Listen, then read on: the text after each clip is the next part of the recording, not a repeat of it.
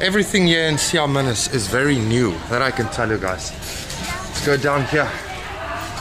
Let's go for an elevator trip. Yeah, let's see. Whoa. 不要随意评判这个国家。第一名层面 have any preconceptions about that person that might change how I act with them. In other words, I'll try and give people my utmost trust and respect. Well, I'll always give them respect, but my utmost trust until they give me a reason not to, and then I might change my views about that person, right? But that's kind of how coming to China has taught me the same lesson, but not just with people, with countries. And before I came to China, this is almost comical now to think about. When I was 21 years old, my dad had already been coming here for about 10 years, and he talked about it a lot. And this is still what I thought before I came here, because of what the media told me, right? I genuinely thought there was an underlying unhappiness in all of the Chinese people, because there is this oppression, this overbearing oppression of being watched. Every move is being watched by the Chinese government. It didn't take long after I came here to figure out that was just something that was made up, you know, totally made up. 第二名层面 If I were to sit at home and turn on the TV and put on BSB News channel or BSB World News, right? Or CNN, if I were to watch that on a daily basis, you know, you just get brainwashed by all this Western anti-China propaganda. You get such a twisted image of China, you know, that is just simply not true. Wow. Also the host looks like a minority. Seems like some kind of minority event. They're trying to prolong their traditions and culture so that they are not lost. The complete opposite of what Western media is saying. Western media. Here we are. You can see behind me all of the people here. They were paid actors, and they've only just for the day been let out of their detention camps. Before you believe what's on your TV or online, on Twitter, right? Come to China yourself. Come and take a look. There's only one way to find out. Back to you in the studio. BSB. Oh, sorry. Sorry, what's that? Oh God. Some kind of a ninja woman with an umbrella. Let me give you an exclusive now. Who funded this video? Come close, come close. Who funded this video? Well, let me tell you. It was funded by... Oh, welcome back to another video. If you're new to the channel, then my name is Jason, aka Wildman Cobra, aka Mr. Yoisu, aka Hanbao Wang, aka Mr. 第三名层面 But it's tough to parse those things when you've been bred to believe that everything in China is cheap. And there is no middle ground. I think the biggest problem we have is that we underestimate this country, and we have for a very long time. In America, I think, in particular, I'm an American, you know, everybody's so concerned with, you know, everybody's sitting around yelling at each other, not figuring out, you know, a decent educational program. Our teachers aren't paid enough. Our doctors aren't paid enough. We're all embroiled in all of this craziness, and China is just moving forward. People are walking by, looking at me, talking to the camera like a goofball. I think that if we understand each other, appreciate that we're different but similar, and take from each other what makes both of us stronger. China helped America incredibly. Helped businesses, helped consumers, helped the lower class, helped the middle class, and lined the pockets of an incredible amount of rich people in America. Conversely,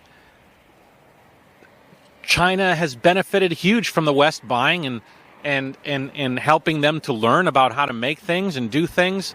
And so it's been a pretty good symbiotic relationship. Maybe some things were in favor of one side or another, but I think it was fairly mutual.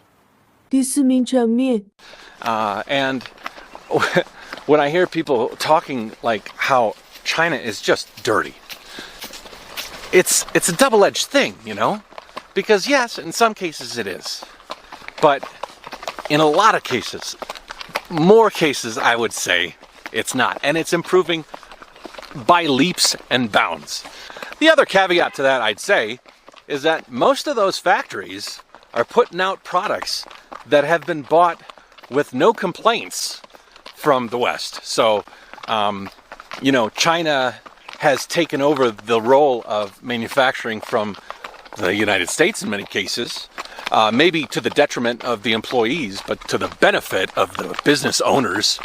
The fact is that instead of making a mess of things in the States, they moved to China and didn't have any problem making a mess of things in China for many, many decades.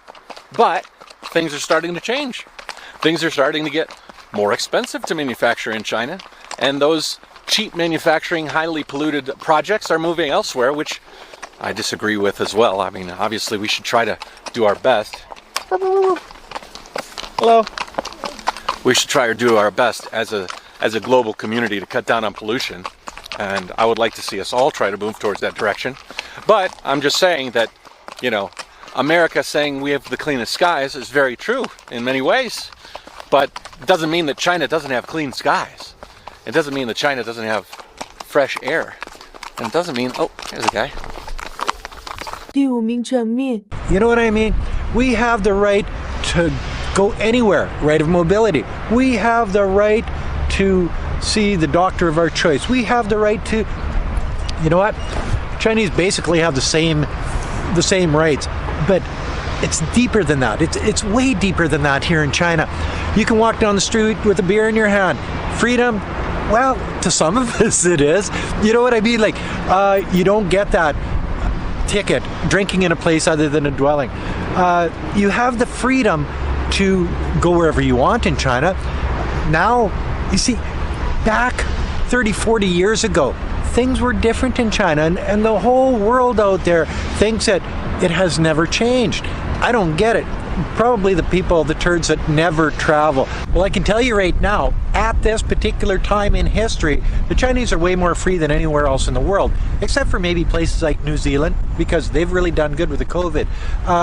The thing is that the children can go to extracurricular activities. The children can go to school without having to worry about getting infected. The children can go to the movies. Actually, Wei Fong and I went to a movie 2 days ago. It was packed. But the thing that I noticed is we were in a packed movie theater. Nobody was wearing a mask. Nobody had a worry in the world. And that's just common here in China. Sure, there's a couple little outbreaks in Beijing and Urumqi and I think up in Jilin, if I'm not mistaken. 第六名层面因为我在中国生活，我在这里上学，也有很多粉丝，我在这里也工作，所以我很感谢中国，所以我想对中国做一点事情，就是现在在国外有很多人就黑中国，所以我想开一个频道，展示真正的中国是怎么样的，希望看到我的视频的外国人能够改变对中国的偏见。